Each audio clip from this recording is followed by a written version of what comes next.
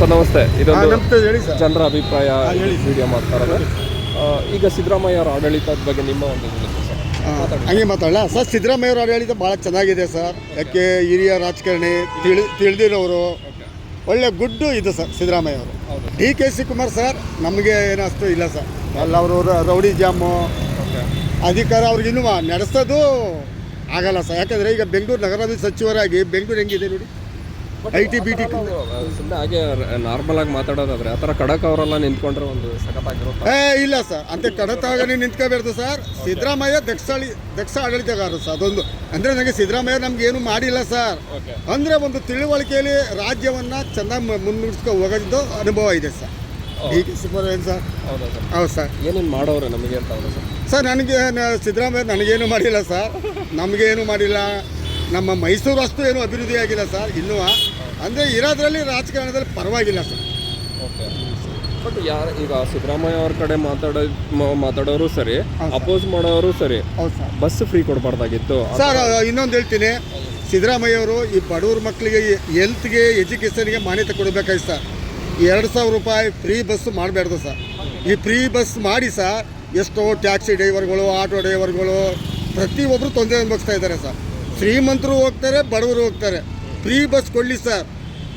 60 ವರ್ಷ ಮೇಲೆಗೆ senior citizen ಮಾತ್ರ ಕೊಟ್ಟರೆ ಒಳ್ಳೆಯದು ಸರ್. ಅದು BPL ಕಾರ್ಡ್ವ್ರು ಮಾತ್ರ, ಬೇರೆಯವ್ರಿಗೆ ಬೇಡ ಸರ್. ಗೌರ್ಮೆಂಟ್ ಎಂಪ್ಲಾಯಿಗೆಲ್ಲ ಬೇಡ ಸರ್. ಅದೊಂದು ತಪ್ಪು ಸರ್. Okay sir. ಇವಾಗ ನೀವು ಹೇಳಿರೋ ಪ್ರಕಾರ ಅಭಿಪ್ರಾಯ ಅಲ್ಲ, ಪಾಯಿಂಟ್ ಕರೆಕ್ಟ್ ಆಗಿದೆ. ಆದರೆ ಆ ಥರ ಹೆಲ್ತ್ ಮೇಲ್ಗಡೆ ಏನಕ್ಕೆ ಫೋಕಸ್ ಮಾಡಲ್ಲ? ಆಡಳಿತನೇ ಮಾಡ್ಕೋಬೇಕು ಸರ್. ಈಗ ನಾನು ಒಬ್ಬ ಬಡವ ಸರ್. ನನಗೇನೋ ಒಂದು ಹಾರ್ಟ್ ಅಟ್ಯಾಕ್ ಏನೋ ಆಯಿತು ಸರ್. ಈಗ ನಾನು ಎಲ್ಲೇ ಹೋಯ್ತೀನಿ ಅಂದ್ರೆ ನನಗೆ ಕಮ್ಮಿ ಅಂದರೆ 5 ರಿಂದ 6 ಲಕ್ಷ ಬೇಕು ಸರ್. 6 ಲಕ್ಷ ನನ್ನ ಹತ್ರ ಇಲ್ಲ ಸರ್. ಅದನ್ನು ಸರ್ಕಾರ ವಸತಿಯಿಂದ 6 ಲಕ್ಷದ್ದು ನೀವು ಫ್ರೀ ನಮ್ಮಂತ ಮಾಡಿಸ್ಕೊಟ್ರೆ ಒಂದು ಜೀವ ಉಳಿತೀವಿ ಸರ್. ಓದೋ ಮಕ್ಕಳು ಸರ್. ನೋಡಿ, ಈಗ ನಾನೊಬ್ಬ ಸೆಕ್ಯೂರಿಟಿ ಗಾರ್ಡು. ನನಗೆ ಬರೋದು 13-14 ಸಾವಿರ ರೂಪಾಯಿ ಸಂಬಳ ಸರ್. ಇವತ್ತು 14 ಸಾವಿರ ರೂಪಾಯಿ ತಗೊಂಡು ಮೈಸೂರು ಜೀವನ ಮಾಡೋಕ್ಕಾಗಲ್ಲ ಸರ್. ಈ ಸಂಬಳದಲ್ಲಿ ನಾನು ಮಗನ್ನ JCಲಿ ಇಂಜಿನಿಯರಿಂಗ್ ಮಾಡಿಸ್ತಾ ಇದ್ದೀನಿ ಸರ್. ಮಗ ಒಳ್ಳೆ ಸ್ಟೇಟ್ ರ್ಯಾಂಕ್ ಸರ್. ಅದರಿಂದ ಸರ್ ಅಂಥವ್ರಿಗೆ ನನ್ನ ಮಕ್ಕಳಿಗೆ ಒಂದು ಸರ್ ಕಂಪ್ಯೂಟರ್ ಸೈನ್ಸ್ ಸರ್ JCಲಿ. ಹೌದು ಸರ್. ಈಗ ನಮ್ಮಂಥವ್ರಿಗೆ ಒಂದು ಹೆಲ್ಪ್ ಮಾಡಿದ್ರೆ ಸರ್. ಈಗ ನಾನು ಬಟ್ಟೆ ಹಾಕೊಂಡಿದ್ದೀನಿ, ವಾಚ್ ಹಾಕೊಂಡಿದ್ದೀನಿ ಅಷ್ಟೇ ಸರ್.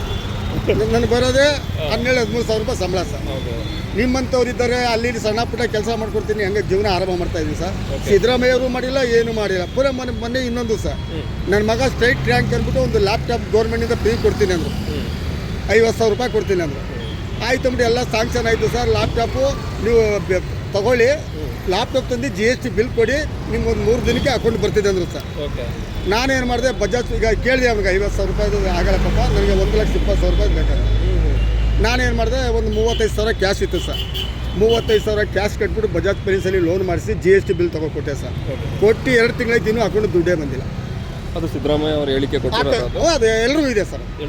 ಎಲ್ರಿಗೂ ಇದೆ ಸರ್. ಓಕೆ. ಅವಾಗ ಅದ್ರದ್ದು ಪ್ರಾಬ್ಲಮ್ ಯಾರ್ದು ಅಂತೀರ? ಅದು ಪ್ರಾಬ್ಲಮ್ ಅಂದರೆ ಸರ್ ಕೇಳಿದ್ರೆ ಫಂಡ್ ಬಂದಿಲ್ಲ, ಬಜೆಟು ಅಂತ.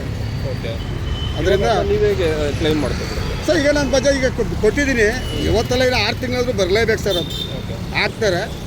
ಅಲ್ಲಿವರೆಗೆ ಈಗ ನಾನು ಬಜಾಜ್ ಫೈನಾನ್ಸ್ಗೆ ತಿಂಗಳಿಗೆ 4 ಸಾವಿರ EMI ಕಟ್ಕೋಯ್ತಾರೆ. ಆ ಅಮೌಂಟ್ ಬಂದರೆ ತೆಗೆದು ಒಟ್ಟಿಗೆ ಕಟ್ಕೊಡ್ತಾರೆ. ಇಂಥ ಮಕ್ಕಳಿಗೆ ಒಳ್ಳೇದು ಮಾಡಿದ್ರೆ ಸರ್ ಸರ್ಕಾರ ಚೆನ್ನಾಗಿರ್ತದೆ ಸರ್.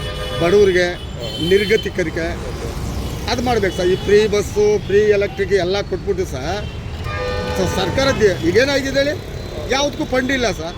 ಅಭಿವೃದ್ಧಿ ಆಗೋದಿಲ್ಲ. ಇನ್ನೇನು ಮಾಡ್ತಾರೆ ಎಲ್ಲ. ಈಗ ಗೃಹಲಕ್ಷ್ಮಿಗೆ 26,500 ಕೋಟಿ ಅಲ್ಲಿಗೆ ಎತ್ತು ಮಡಗಿದ್ದೀರಾ. SC and ST ದುಡ್ಡು ಎತ್ತು ಮಡಗಿದ್ದೀರಾ. ಈ ದುಡ್ಡೆಲ್ಲ ನೀವು ಬೇರೆ ಬಳಸ್ಕೊಂಡು SC and ST ಇನ್ನು ಸುಮಾರು ಮಕ್ಕಳಿಗೆ ಸ್ಕಾಲರ್ಶಿಪ್ಪೇ ಬಂದಿಲ್ಲ ಸರ್. ಮೇಬಿ ಅವ್ರಿಗೆ ಅನ್ನಿಸ್ತದೆ ಈಗ ಒಂದು ಬಡವರು ಇದರಲ್ಲಿ ನಮ್ಮಲ್ಲಿ ಇದರಲ್ಲಿ ಹೇಗೆ ಅಂದರೆ ಫಸ್ಟ್ ಮನೆ ಮುಂದೆ ಬರಬೇಕು ಅನ್ನೋ ಒಂದು ಯೋಜನೆಗಳಲ್ಲಿ ಆ ಥರ ಮಾಡ್ಬೋದು ಅವರು ಸರ್. ಅದು ಯೋಜನೆ ಮಾಡಬಾರ್ದು ಸರ್. ಬೇಕಾದ್ರೆ ಮನೆ ಇಲ್ಲದವ್ರಿಗೆ ಒಂದು ಸ್ಲಮ್ ಆಸ್ತಿ ಮನೆ ಕೊಡಲಿ ಸರ್. ಓಕೆ. ಬೇರೆದೆಲ್ಲ ಮಾಡಲಿ ಸರ್. ಈಗ ಈ ಸ್ಕೀಮ್ ಮಾಡಿದಾರಲ್ಲ ಇದು ಭಾಳ. ಆಮೇಲೆ ಇನ್ನೊಂದು ಸರ್, ಈ ಸೊಸೈಟಿಲಿ ಅಕ್ಕಿ ಕೊಡ್ತಾ ಇದ್ದಾರೆ.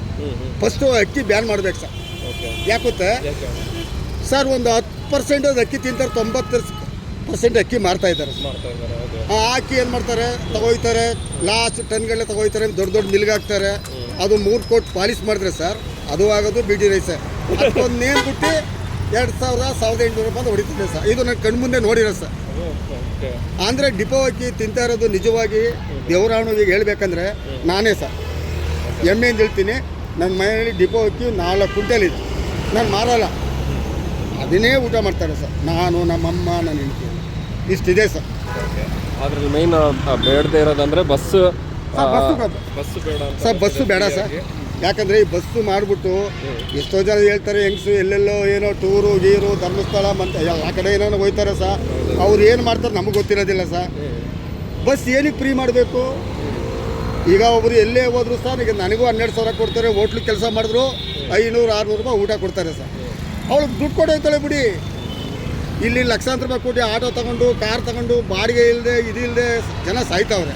ನೀವೇ ಬಸ್ ಏನು ಫ್ರೀ ಮಾಡಿದ್ರಿ? ಹೌದು.